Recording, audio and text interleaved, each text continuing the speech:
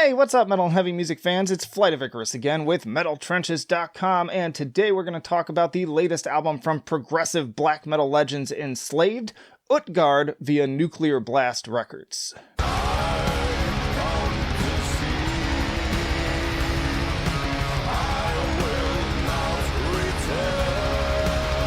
And hey, if you like to be kept up to date with the best and brightest metal bands and albums from the underground and above, then stick with me by hitting that subscribe button down below. Now, Enslaved is easily my favorite of the original second wave black metal bands and one of my favorite bands of all time in general. With the number of phases they have gone through over the years in their sound, from humble and raw black metal beginnings to more expansive, progressive compositions, it's no wonder how they've managed to stay relevant for 30 years and convince me to put every single album on my shelf. As such, even though the singles didn't evoke the usual sense of awe and anticipation I associate with a new Enslaved outing, I was prepared to wait for the full scope of the project to unveil itself before making any sort of concrete conclusions. As usual, any brief sense of doubt was unwarranted. Downloading the files, I was intrigued to find a track listing with shorter lengths and an overall runtime of only 45 minutes, which is quite a shift from the approach of their last few albums and actually makes Utgard one of their shortest albums of all time, second only to 1998's Blodhem. On a related note, the tracks had been tagged simply as rock, which is definitely a more pervasive and defining approach of this album overall. But this had already been made pretty clear with the single Homebound. This is a powerful track that certainly stands out with its hard rock ethos. It has these very pleasant, ethereal, and uplifting melodies that remind me a bit of the same atmosphere from The Watcher, but broken up by thunderous explosions of darker intensity.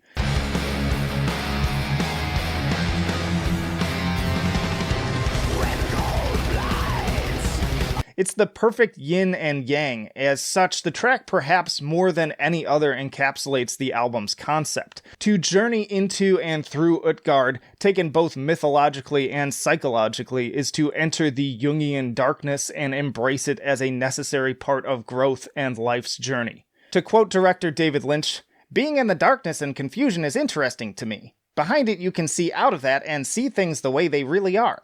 There's suffering and darkness and confusion and absurdities, and it's people kind of going in circles. It's fantastic. It's like a strange carnival. It's a lot of fun, but it's a lot of pain." Massive quantities and a glass of water, sweetheart. My socks are on fire.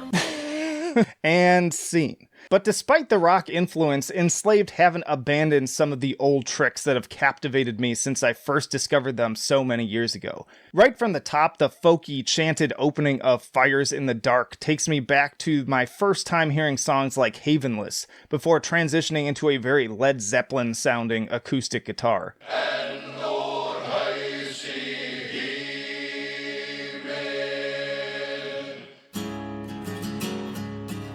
This only further intensifies into a killer hook and some very interesting clean vocals. It's a great progression to start off the album on a seriously high note. It's as if the band is saying, yeah, we're gonna shake things up, but don't worry, we're still enslaved.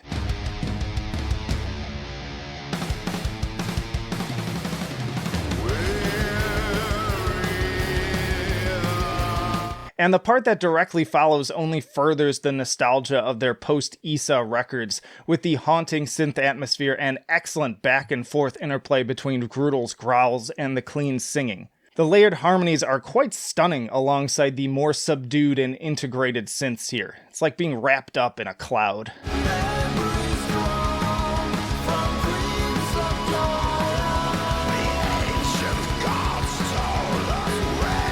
And speaking of harmonies, there are tons of great vocal moments on this album. From the always vicious snarls again of Grudel to the plethora of captivating cleans from various band members, Utgard arguably has some of the best vox of theirs to date. Homebound's chorus in particular, sung by new drummer and longtime collaborator Ivor Sandoy, is sure to get you singing and maybe even shedding a tear or two.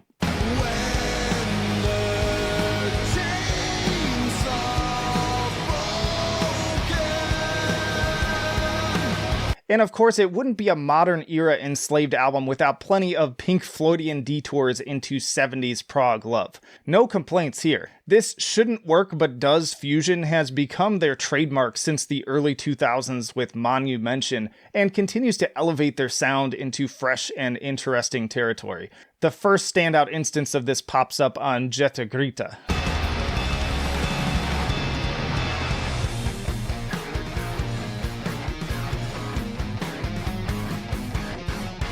But it's with Urjotun that the band really leans into it, going full psychedelic krautrock with infectious rumbling bass, melancholy guitars, and poppy synth lines.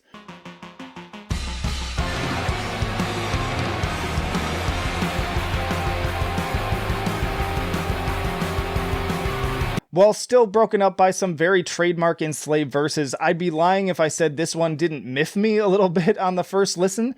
Just know that it makes much more sense within the full context of the album and has become one of my favorites over time.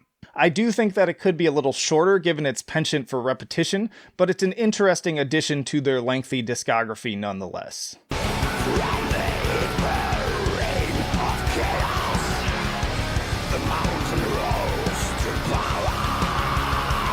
Flight of Thought and Memory, while slow to start, has one of the best rock-out prog bridges Enslaved have pulled off to date.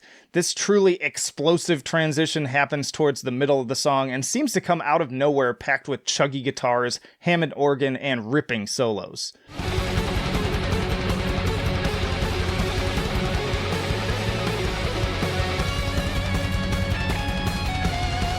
And the last minute or so is also one of the most tranquil combinations of synth, drum, and bass I think I've ever heard.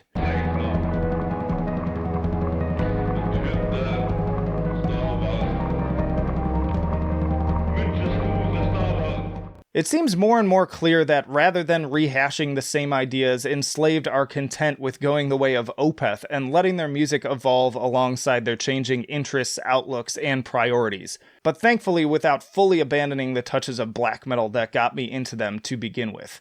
This is how you evolve without abandoning your roots. That said, I'd be lying if I called this a perfect album. In the same way I felt about most of their post-Axioma records, Enslaved still command my unwavering respect with constant innovation, but not all of these songs are necessarily something I would choose to listen to regularly out of context. Tracks like Sequence, Storms of Utgard, and Distant Seasons fall into that category for me this time. None of them are bad songs in the least, but they lack the same level of kind of visceral impact that their best works tend to evoke. I will say that the latter is an interesting one, often sounding like something out of an Animal Collective album. It's an appropriately peaceful and serene closer, but it's also no daylight. Turning to my rating scales, I give Utgard an 8 for enjoyability. Again, very solid, often entrancing, albeit inconsistent.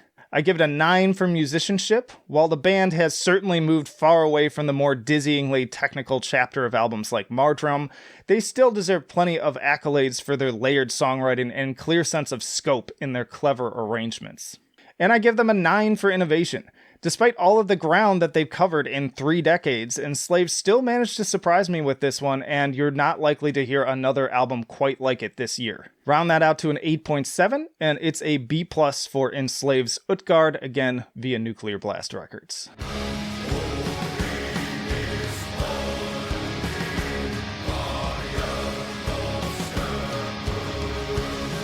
And hey, if you'd like to hear more of my thoughts on Enslaved, check out the discography tier list I did a while back. It's actually pre-Facecam, so also let me know in the comments if I should consider an updated version with Utgard included. Also let me know what you thought of this album and what's your favorite album from Enslaved. And hey, stick around because there's plenty more videos for you to check out on the channel, not only other album reviews, but also, again, tier lists, interviews with the bands on the podcast, Bandcamp exploration, you name it, we've got it, so plenty of reasons, again, to subscribe if you haven't already. Also, in the description, you can find links to our social media, the email newsletter, our Patreon, and Subscribestar if you want to make that extra leap to becoming a full-on supporter, would really appreciate that, and metaltrenches.com for even more content. But that'll do it for now. Flight of Icarus signing off. I will see you in the trenches. Take another look, Sonny. It's going to happen again.